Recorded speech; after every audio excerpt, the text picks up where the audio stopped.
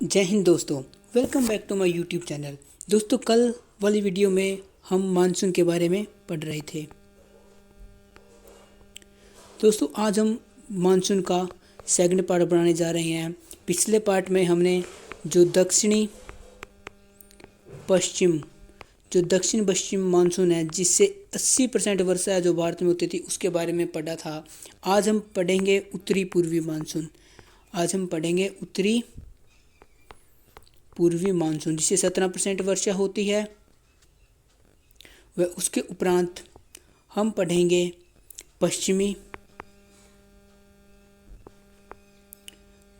विक्षोभ जिससे है जो 3% है जो वर्षा होती है, जिससे हम वेस्टर्न डिस्टर्बेंस कहते हैं। देखो दोस्तों, हम यहाँ पर थे। जो मानसून के बादल थे वो अरब सागरीय मानसून था जो, और वो बे ऑफ बंगाल वाले थे। वो क्या चलते हुए यहाँ से जो पर्वत श्रृंखला है, जो यहाँ पर ये पश्चिमी घाट है, इसे टकराते हुए मानसून चलते हुए यहाँ गिर पर्वत से टकरा के यहाँ पर विंध्याचल, सतपुड़ा पर्वत श्रृंखला है, यहाँ नीचे अजंता है, उसके बाद यहाँ मैकाल है। इन सब से टकराते हुए हैं जो मानसून है जो वो यहाँ तक चलते हुए यहाँ पर पहुँच चुके थे। और यहाँ पर अरावली पर्वत श्रृंखला है, और इससे थोड़ा सा टकरा के यहाँ गुजरात के थोड़े से पार्ट में वर्षा करते हुए हैं जो मानसून यहाँ से चलते हुए यहाँ पर पहुँच चुके थे। हम जो मानसून है यहाँ पर ऐसे निकल चुके थे यहाँ से आगे, और यहाँ से आगे चलते हुए हम यहाँ तक पहुँच चुके थे। और यहाँ है जो दिल्ली वाले एरिया में जो दिल्ली बसा हुआ है, वो रायसीना की पहाड़ी में बसा हुआ है। वहाँ पे दिल्ली में वर्षा की थी, और उत्तराखंड में वर्षा करते हुए क्या हुआ, बादल उत्तराखंड का जो शिवालिक रेंज है, यहाँ पे जो शिवालिक रेंज है जो वृहद हिमालय है, उससे टकरा कर क्या है, बादल क्या है थोड़ा सा वापस आ जाते हैं और वह दिल्ली में आकर ये रुक जाते हैं, दिल्ली के ऊपर आकर रुक जाते हैं। और इस समय इनके अंदर है जो पानी की मात्रा है वह बहुत कम हो जाती है।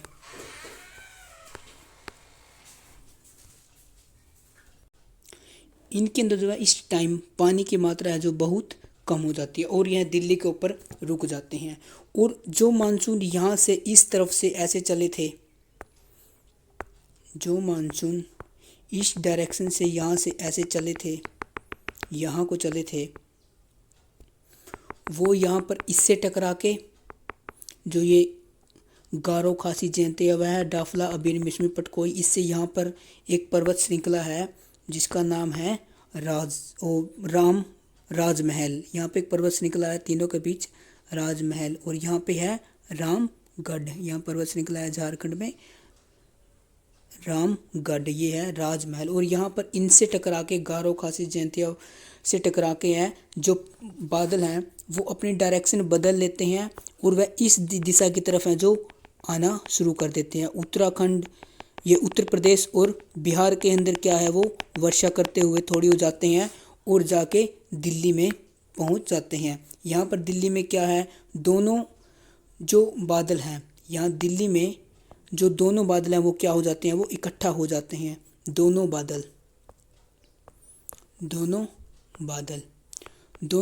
बादल मैं कौन से बोल रहा हूँ, एक तो है जो अरब सागर से उठे थे, और एक है जो बंगाल की खाड़ी से उठे थे। वो क्या है, यहाँ से ऐसे जाके यहाँ जाते हुए यहाँ से थोड़ा बहुत वर्षा करके, और यहाँ मेघालय में पूर्ण रूप से वर्षा करते हुए क्या है, इस दिशा में ऐसे यहाँ से निकल जाते हैं। उसके बाद वो यहाँ पर जो हिमाचल प्रदेश के पर्वत श्रृंखला है जिसका नाम है धौलाधार।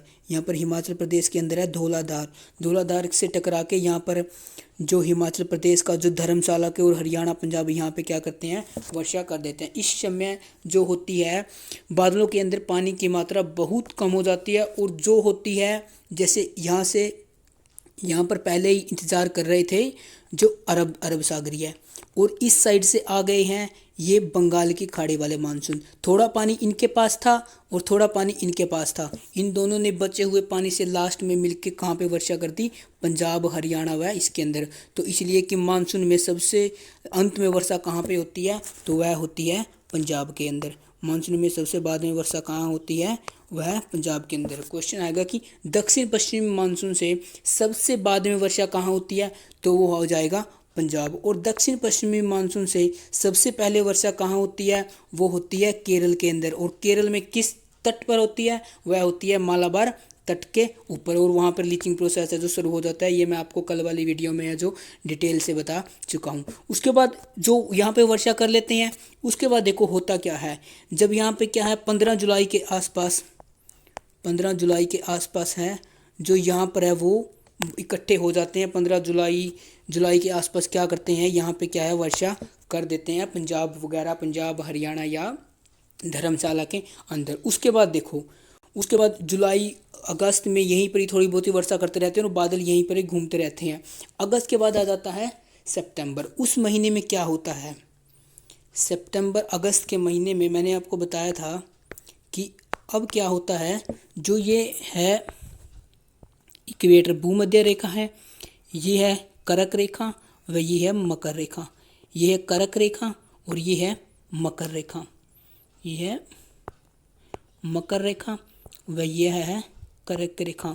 अब सन क्या होता है, अब सन क्या होता है अगस्त के बाद, जो इसको होता है पार करके क्या यहाँ पर आना शुरू कर देता है। इसके बीच में यहाँ पे होता है, तो यहाँ पे गर्मी होती है। यहाँ वाली जो हवाएं हैं, यहाँ वाली जो हवाएं हैं जो इक्वेटर से नीचे हैं, यहाँ वाली जो हवाएं हैं, ये हवाएं क्या करती हैं, ये हवाएं ऊपर उड़ जाती हैं और यहाँ पर क्या हो जाती है, हवाओं की कमी हो जाती है। तो अब किस तरफ से, अब जो नॉर्दर्न हेमिस्फेयर है, जो नॉर्दर्न हेमिस्फेयर की तरफ से क्या है, हवाएं चलना शुरू कर देती है सदर्न हेमिस्फेयर की तरफ से। जो उत्तरी गोलार्ध की तरफ से हवाएं चलना शुरू कर देती हैं दक्षिणी गोलार्ध की तरफ। ये है दक्षिणी गोलार्ध और ये है उत्तरी गोलार्ध। इस तरफ से क्या है, हवाएं अब उल्टी डायरेक्शन में है जो नीचे की तरफ चलना क्या कर देती हैं, आरंभ कर देती हैं, क्योंकि यहाँ पर हवाओं की क्या हो जाती है, कमी हो जाती है। और इस कमी को पूरा करने के लिए उस तरफ से हवाएं चलती हैं। और जब इस तरफ से हवाएं चलती हैं तो भारत में क्या होता है, तो भारत में इनको हम बोलते हैं लौटता हुआ मानसून। देखो जब उस साइड हवा लौटेंगी वापस जाएंगी तो वो होता है लौटता हुआ मानसून, इसको बोलते हैं हम लौटता हुआ मानसून। अब क्या है, जो इस साइड वाले जो बंगाल की खाड़ी वाले थे बादल थे, वो वापस से यहाँ से जाते हुए, कहाँ से, ईस्ट डायरेक्शन में यूपी से ऐसे होते हुए, एक मिनट मैं इसको क्लियर कर देता हूँ।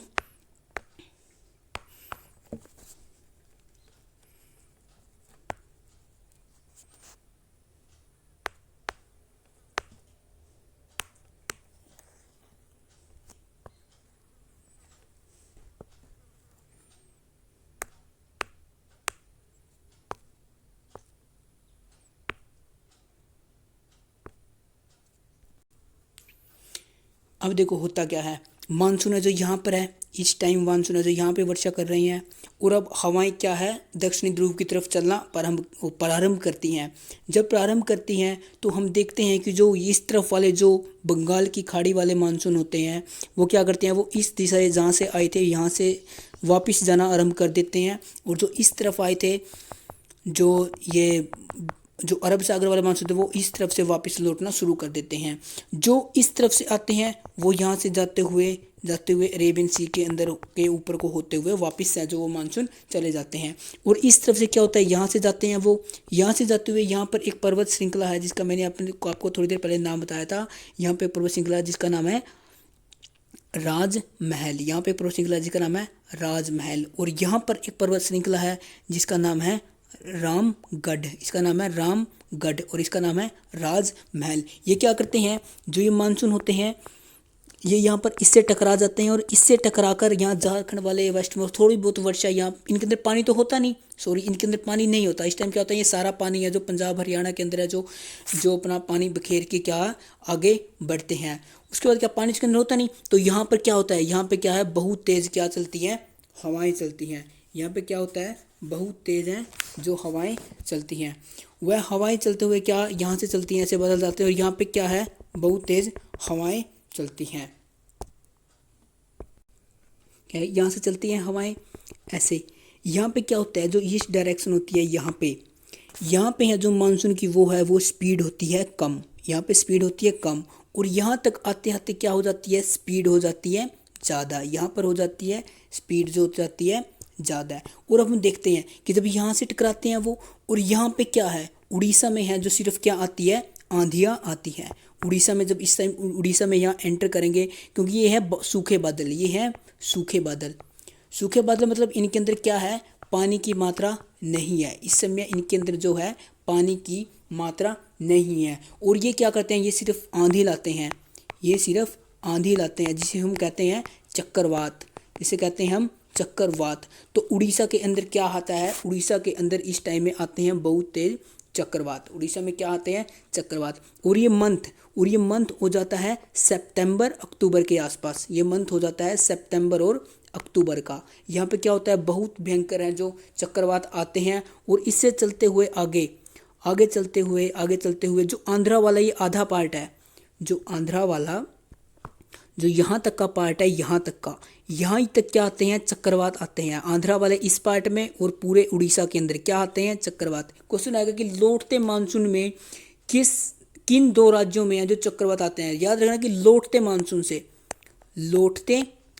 से तो क्वेश्चन तो आंसर होगा कि लौटते मानसून से उड़ीसा व आंध्र प्रदेश में क्या लाते हैं, चक्रवात क्यों लाते हैं, क्योंकि ये होते हैं सूखे बादल। क्योंकि अपना सारा पानी है जो हरियाणा पंजाब व ऊपर वाले एरिया में है जो बखेर के आ चुके हैं। ये वो मानसून है जो 1 जून को कहाँ पर पहुँचे थे, यह 1 जून को केरल के मालाबार तट पर पहुंचे थे।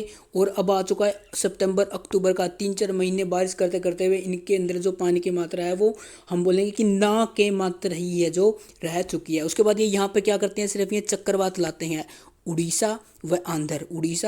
और सबसे ज़्यादा जो चक्रवात है वो कहाँ आते हैं, वह आंध्र प्रदेश या क्या नाम है, उड़ीसा के अंदर ही आते हैं। सबसे ज़्यादा चक्रवात है वो उड़ीसा के अंदर ही हैं जो आते हैं। उसके बाद देखो, उसके बाद जब जो मानसून होते हैं वो आगे चलते हैं। उसके बाद ये आगे चलते हैं।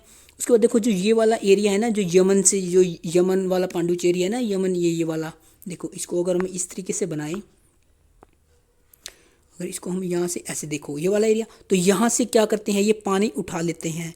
यहाँ से क्या करते हैं, ये पानी उठा लेते हैं। और पानी उठा के कुछ एरिया है जो इसका आंध्र प्रदेश वाला, इसके अंदर वर्षा कर देते हैं। जो ये कुछ एरिया है जो आंध्र प्रदेश वाला, यहाँ पे वर्षा कर देते हैं। और पूरे तमिलनाडु के अंदर क्या है, वर्षा कर देते हैं। तमिलनाडु के अंदर वर्षा क्यों, क्योंकि आपको पता होगा पर्वत श्रृंखलाओं में मैं आपको बता चुका हूँ कि ये यहाँ से आ गया है, ये पर्वत श्रृंखला है, एक मिनट, जो यहाँ पे ये पर्वत श्रृंखला है इसका नाम है पश्चिमी घाट। ये यहाँ से आया है पूर्वी घाट, और जहाँ पर दोनों मिले हैं ये हो गया नीलगिरी, ये हो गया यहाँ पे नीलगिरी। उसके बाद नीलगिरी से नीचे यहाँ है अन्नामलाई और नीचे है कार्डेमम। और अन्नामलाई की सबसे ऊंची चोटी है अनाईमुडी, यह है अनाईमुडी। दक्षिण भारत की सबसे ऊंची चोटी है अनाईमुडी। और नीलगिरी की सबसे ऊंची चोटी है डोडा बेटा।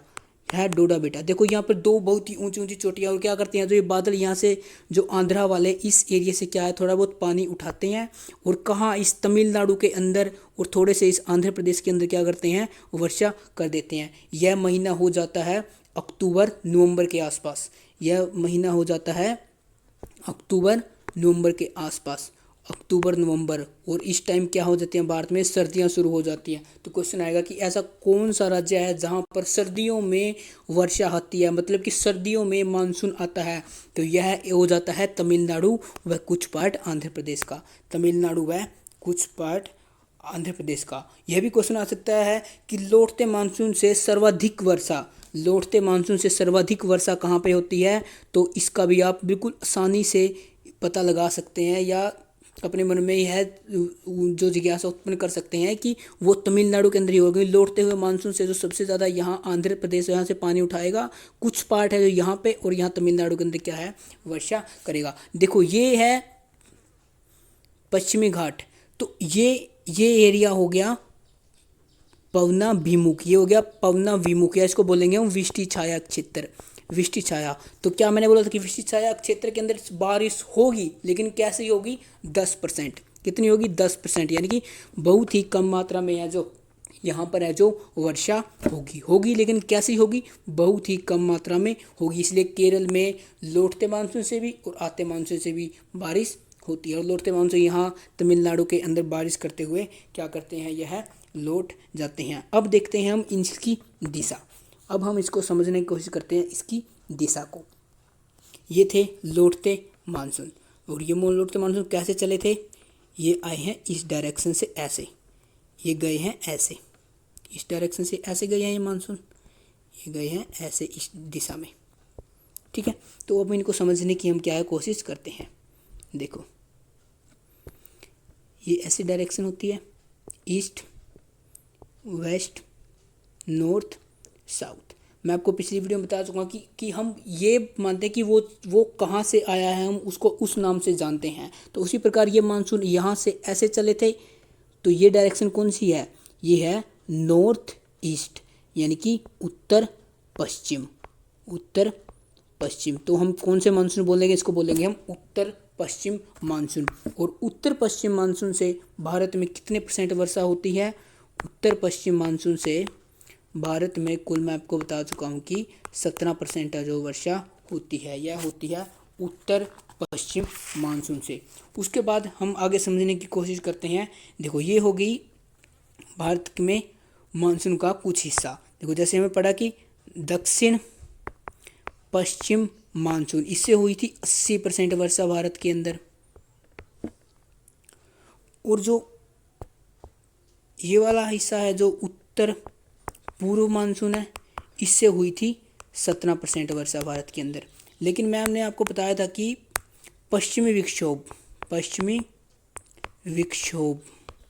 यानी कि वेस्टर्न डिस्टर्बेंस, इससे होती है कुल 3% वर्षा, ठीक है। तो हम यहाँ से देख सकते हैं कि 80%, 3% और टोटल ये हो गया 100%। तो अब हम समझने की कोशिश करते हैं पश्चिमी विक्षोभ, और यह मुख्य रूप से देखो पश्चिम है, तो ये स्वाभाविक है कि यह कौन सी डायरेक्शन से आएगा, यह पश्चिम की तरफ से आएगा। यह कौन सी डायरेक्शन से आएगा, यह पश्चिम डायरेक्शन की तरफ से आएगा। और यह 2-3% वर्षा है, यह मुख्य रूप से उत्तर भारत, यह मुख्य रूप से उत्तर भारत के अंदर ही होती है। जो उत्तर भारत है, ऊपर वाला हरियाणा, पंजाब हुआ है, राजस्थान के अंदर है जो यह वर्षा है जो मुख्य रूप से होती है। अब हम इसको समझने का प्रयास करते हैं। देखो ये बादल आते कहाँ से हैं, उठते कहाँ से हैं, मैं एक बार इसको एक्सप्लेन करने का प्रयास करता हूँ, ठीक है। देखो ये है वर्ल्ड मैप, ठीक है, ये है मेडिटेरियन सी, ये है मेडिटेरियन सी। क्या होता है, जो मेडिटेरियन सी है, ये जो मेडिटेरियन सी है, इसके अंदर क्या है, इसके अंदर है जो पानी उबलकर जो है भाप है वो ऊपर उठ जाती है। क्या होती है, इसके अंदर भाप है जो ऊपर उठ जाती है। ऊपर उठने के बाद यह महीना होता है जो दिसंबर जनवरी के आसपास का महीना यह होता है। यह महीना होता है दिसंबर और जनवरी के आसपास का, यह महीना होता है दिसंबर व जैन के आसपास का। यहाँ से क्या है, ऊपर उठती है, हवाएं उठती हैं ऊपर, यहाँ से क्या है, बादल बनकर ऊपर उठ जाते हैं। और अमेरिका की तरफ से जो ये इस साइड है, United states of America, Canada वाली एरिया है, यहाँ से क्या है, हवाएं हैं जो इस तरफ जो बहना शुरू कर देती है, और उन हवाओं का नाम है jet stream, STREAM, jet stream. इस तरफ से क्या है, जो जेट स्ट्रीम नामक हवाएं हैं वो बहना शुरू कर देती हैं। वो कहाँ जाती हैं, वो जो पूर्व की तरफ हैं जो वो बहना शुरू कर देती हैं, जो पूर्व डायरेक्शन की तरफ हैं जो यहाँ बहना शुरू कर देती हैं। और जब ये बहती हैं तो जो यहाँ वाले बादल होते हैं, जो यहाँ वाले जो बादल होते हैं, इनके अंदर पानी की मात्रा बहुत ज़्यादा होती है, और जो ये होते हैं इन हवाओं के साथ क्या है, इन हवाओं के साथ क्या है, ये बादल आगे चले जाते हैं, इन हवाओं के साथ जो ये बादल हैं ये आगे चले जाते हैं और आगे चलते हुए ये है पाकिस्तान। और पाकिस्तान के अंदर एक पर्वत श्रृंखला है जिसका नाम है हिंदकुश पर्वत श्रृंखला। आपको पता ही होगा ये पाकिस्तान के अंदर है जो ऐसे पर्वत श्रृंखला है जिसका नाम है हिंदकुश पर्वत श्रृंखला।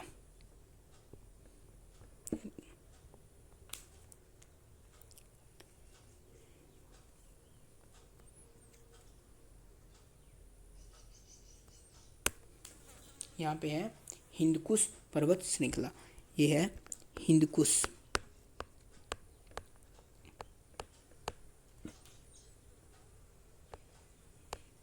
हिंदकुश पर्वत श्रृंखला वह ये यहाँ से हिंदकुश, ये बादल जो इस तरफ से आए थे, ये बादल जो इस तरफ से आए थे, जो ये बादल इस तरफ से आए थे, ये क्या करते हैं, यहाँ इस हिंदकुश पर्वत से क्या है टकरा जाते हैं और अफ़गानिस्तान व पाकिस्तान के इस वाले एरिया में क्या है भयंकर वर्षा कर देते हैं। तो सर्दियों के टाइम पे कहाँ पर वर्षा आती है, यह अफ़गानिस्तान व पाकिस्तान के जो पश्चिम वाला पार्ट है वहाँ पे वर्षा आती है। देखो ये वाला जैसे इससे टकराएंगे,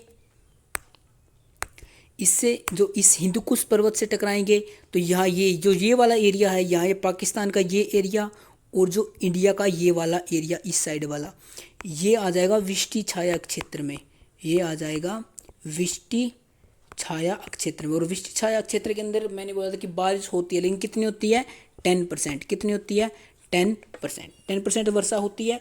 तो यहाँ कहाँ पर वर्षा कर देते हैं, ये थोड़ी बहुत हरियाणा व पंजाब के अंदर क्या है वर्षा कर देते हैं। हरियाणा, पंजाब व जो ये है राजस्थान के अंदर क्या है वर्षा कर देते हैं। ये क्या है सर्दियों के, ये कब आती है, यह सर्दियों के मौसम में आती है, जो दिसंबर जनवरी के महीने में क्या है ये पश्चिमी विक्षोभ से है जो आती है। लेकिन यहाँ क्या होता है, यह मूसलाधार वर्षा नहीं होती। मूसलाधार वर्षा मतलब कि बहुत तेज़ वर्षा। यहाँ पे क्या होती है सिर्फ फुहार, बोले ना फुहार, सिर्फ क्या है यहाँ पे फुहार आती है, थोड़ी बहुत ही हवाएं के साथ क्या आती है। और कई बार क्या होता है जो बादल होते हैं उन बादलों की क्या हाइट होती है ज़्यादा, हाइट होती है ज़्यादा। और जो हिंदकुश पर्वत का ये वाला एरिया है, ये वाला जो हिंदकुश पर्वत का ये वाला एरिया, इसकी ऊंचाई है कम, इसकी ऊंचाई है कम। और कई बार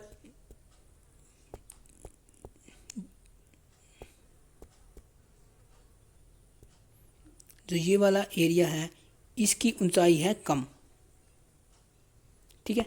और क्या करते हैं कि कई बार मानसून है इस पर्वत से ऊपर को ही निकल के आ जाते हैं। कई बार मानसून क्या होते हैं यहाँ ऊपर से ही निकल के आ जाते हैं और यहाँ पर पड़ता है इस डायरेक्शन में, यहाँ पर है अरावली, यहाँ पर है अरावली। देखो अब देखो इस टाइम है जो अरावली वो है अपना काम बिल्कुल अच्छे से करेगी।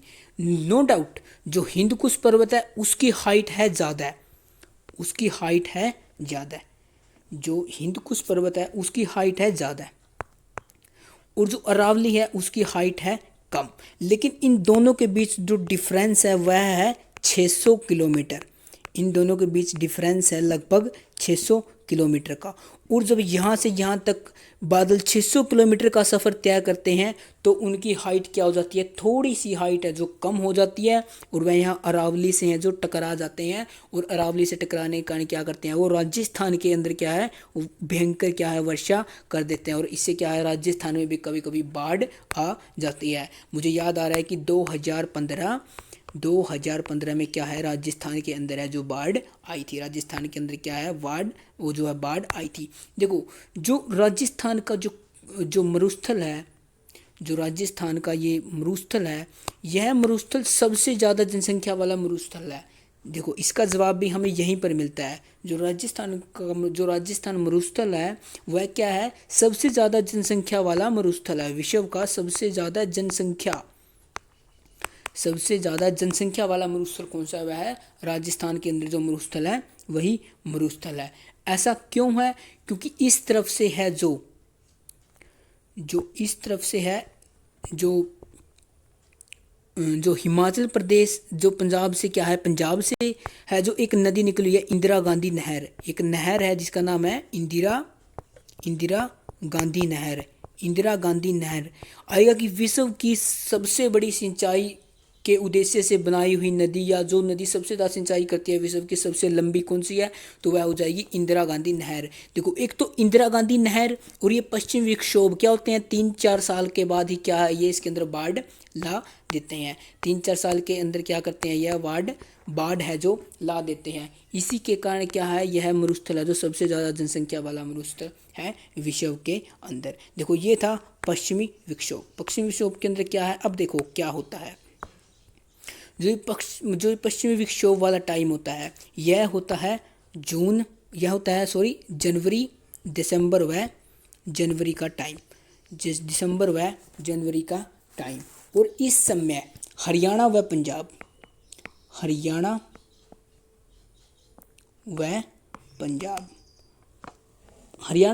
के अंदर क्या होता है, जो रबी की फसल है वो बोई जाती है। जो रबी की फसल होती है वह बोई जाती है। उसके अंदर मुख्य रूप से गेहूं का जो उत्पादन है वह किया जाता है। मुख्य रूप से जो गेहूं का उत्पादन है वह किया जाता है। और हरियाणा व पंजाब में इस पश्चिमी विक्षोभ वाला यानी पश्चिमी जो वेस्टर्न डिस्टर्बेंस वाला मानसून होता है, इसको रबी की फसल या गेहूं का टॉनिक कहा जाता है। इसको गेहूं का टॉनिक कहा जाता है। गेहूं का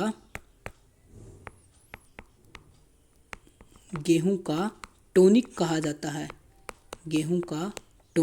कहा जाता है। क्यों कहा जाता है, क्योंकि इस टाइम क्या होती है, जो फसल है वह थोड़ी बहुत है जो उग चुकी होती है और उसको बिल्कुल यही मौका होता है कि वह पहला पानी मांगती है,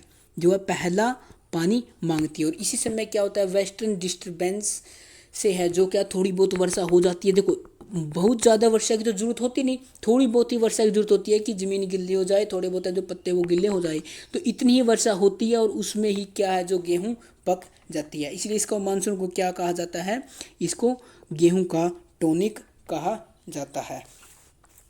और राजस्थान में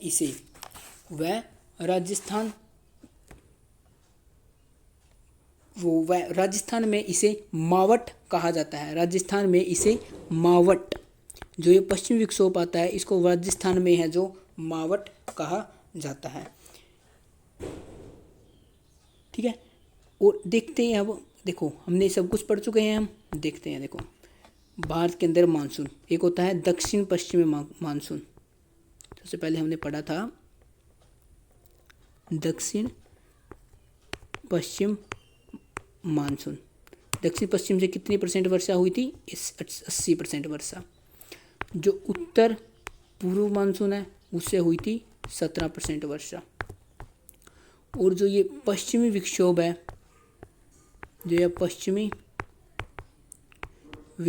है, इससे हुई थी 3% वर्षा। तो टोटल हो गई 100% वर्षा। देखो ये था भारत का मानसून आने का समय। देखो ये अब क्या आ जाता है, यह फरवरी के टाइम तक कहा जाता है। फरवरी के बाद फिर क्या होता है, वापस जून के अंदर है जो मानसून रिपीट होना शुरू हो जाते हैं। जय हिंद दोस्तों। आई थिंक कि आपको जो है मानसून वह अच्छे से समझ में आ जाएगा। अगली वीडियो में फिर मिलेंगे। जय हिंद।